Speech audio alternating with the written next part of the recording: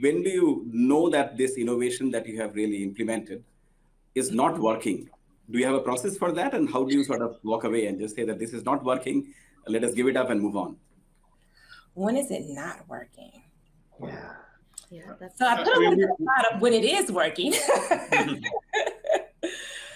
I mean, outside of the standard, ROI metrics and customer satisfaction metrics, I would say, looking at the consumer,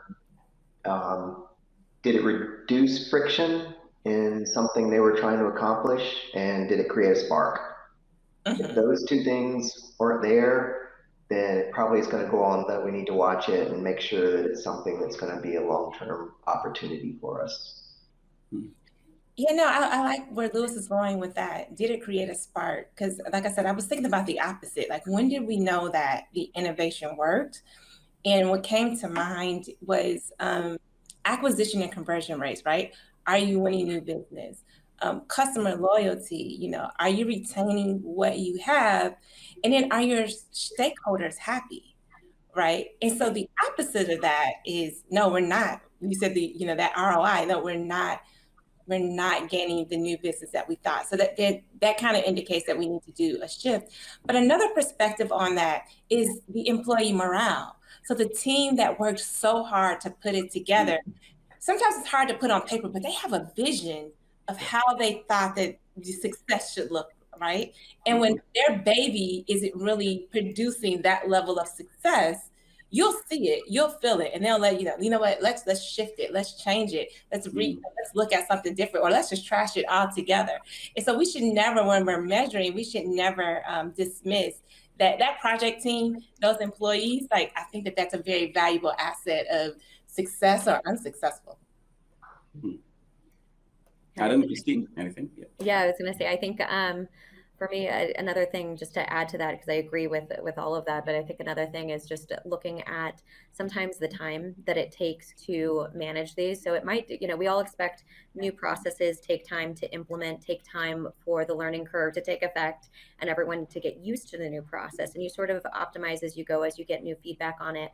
But there have just been processes where all of a sudden we think it's a great thing, but then in reality, just in talking to some of the people who are managing it day to day, turns out it's, there's some manual piece that we didn't account for, or that now has to get worked into it. And all of a sudden employees are spending a lot of their time just maintaining this process rather than being able to think strategically about the business. And I think that's another area where, for me, the juice just isn't worth the squeeze, and we have to rethink the process. I think one of the things that people don't think about enough when it comes to innovation is setting the right goals and benchmarks. And the corollary I think of here is the investing world, which is my background.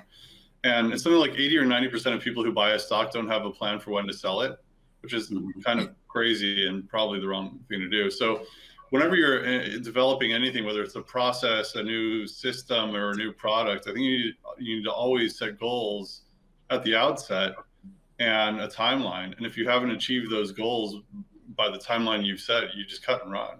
So we've introduced a couple of products that weren't developed with, kind of best practices, I'll just say, and weren't fully baked or thought out, and we just kind of rushed them out.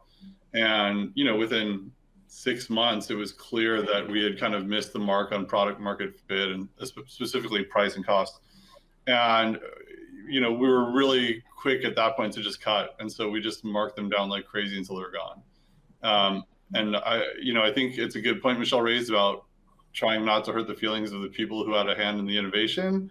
But at the same time, that should never preclude you from cutting and running. So always have a sell strategy when it comes to business. And same goes for processes. I mean, we implemented a task tracking software that wasn't anyone's favorite except for the person who mandated it. And it was clear it wasn't saving us time. And, after a couple months of getting acclimated, it was still clear it wasn't saving us time, and we just shut it down and got a new one. So you have to have an exit strategy if things aren't working.